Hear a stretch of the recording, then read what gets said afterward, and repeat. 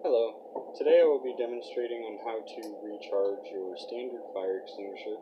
This one I got here is a 10-pounder Amerex model number 456, available at Hoosier Fire Equipment at 4009 Montdale Drive.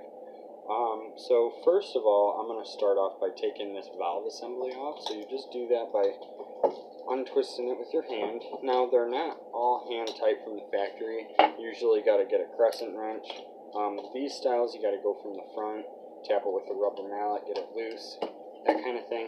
But anyway, you're going to take out your valve, and then you have a siphon tube.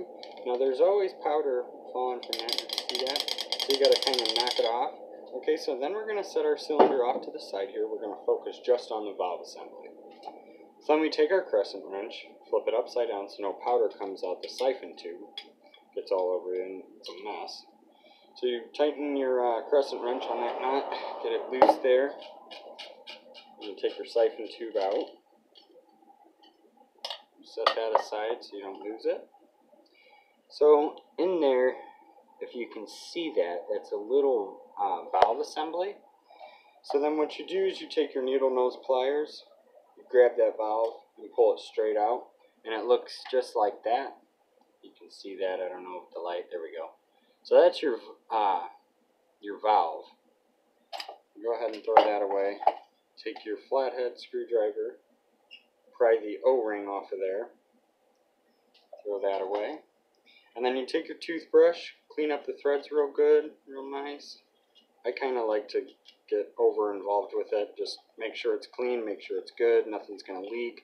You're not going to get a couple phone calls in a couple weeks saying, you know, my extinguisher leaked off and it's hissing at me. So you just knock all that powder out.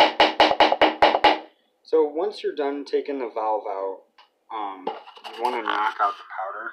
And what I just did, if you can see that, there's powder right there, so that's the excess from me knocking it like that, just in case you were wondering. So then you take your clean valve, you take your metal scrapers, wherever they are, right here, and then you just stick it inside the valve, give it a nice couple twists, and then I got a smaller one to get deeper down in there. Just give that a good twist. Run air through it. Take your toothbrush, clean it up a little bit. Put your new valve in. Now I usually just grab it just like that. Push it in. Move my thumb. And you take your O-ring, slip that on. And then you take some silicone grease, just a little dab. Run it around the O-ring just like that. With your finger, just twisting it. So now we're going to take our siphon tube and our tension spring. We're going to rebuild the valve, is what it's called. Alright, so we're going to set that aside. That's all good now. So then we take our cylinder back. So we take the service collar from the hydro test 6 years ago. Pop that off because this was hydro tested in 12. Every extinguisher needs hydro tested every 12 years. And then a maintenance every 6 years. Different extinguishers have different test dates, like your water, your foam. CO2 gets hydroed every 5 years. So what I use this solution here is just soap and water, nothing too special. Get a terry cloth and just wipe down the outside of the cylinder, get it nice and clean. Get all that powder off. And many times I hear throughout the day, you know, oh, I get a new one? No, I just clean them up, make sure they're nice and presentable, you know, because I'm not going to bring an extinguisher in there that's all filled with powder. So then I take my toothbrush, clean off the threads of the cylinder, and then you take your valve assembly with the siphon tube. But first you want to take your new service collar, punched 18 of July, which is today. And then you're just going to slowly get that siphon tube in there. Sometimes you might have to knock the side of the cylinder with a rubber mallet to get it to go in there. You want to make sure it's lined up perfectly straight. Right now we're pretty good. So you just tighten it up like that. And then how I was showing you about going from the front, you're just going to attach your crescent wrench from the front there. and it's going to be swingy, not a problem. What I usually like to do is just get my thumb underneath the crescent wrench like that. Can you guys see with the light? Okay. So I usually flip that up so you're not depressurizing it, even though it's not pressurized right now. So you take your crescent wrench, rubber mallet, and then you just knock it. I usually do 3 or 4 times. If it still feels like it's loose, I do it the 5th time. But usually 4 is the trick. Take your 6-year label. This is just telling everybody that parts were replaced that year.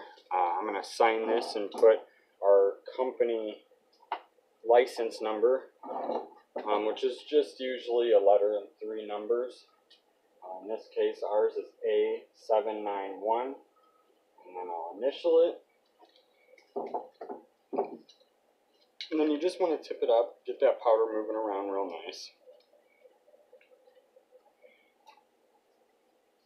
Shake it up there. Alright, so then comes the fun part, recharging. So you take your fitting, your air fitting for this extinguisher,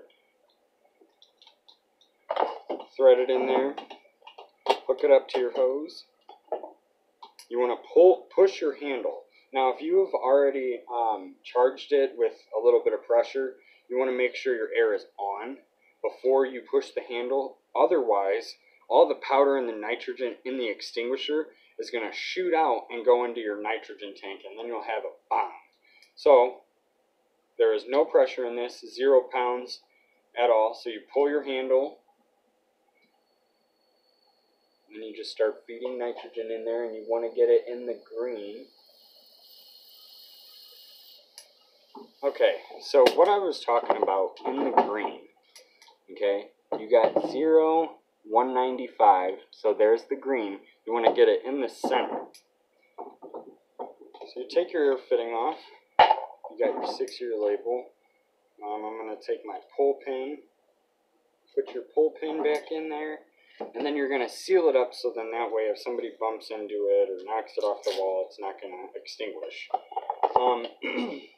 Now these tamper seals, everyone asks me, well, how do I take it off? How, is it hard to take off? Well, what if there's a fire, blah, blah, blah. Well, that's why they call them a tamper seal, because they tamper very easily. So you could literally take the seal, pull it up, and it breaks. So you don't have anything to worry about.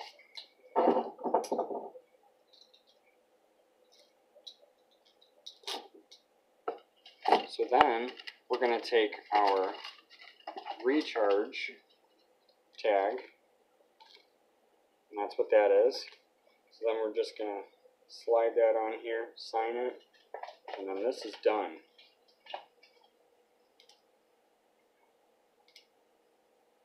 Alright, so then this extinguisher is now recharged, ready to go, ready to hang up on the wall. I hope you enjoyed this video.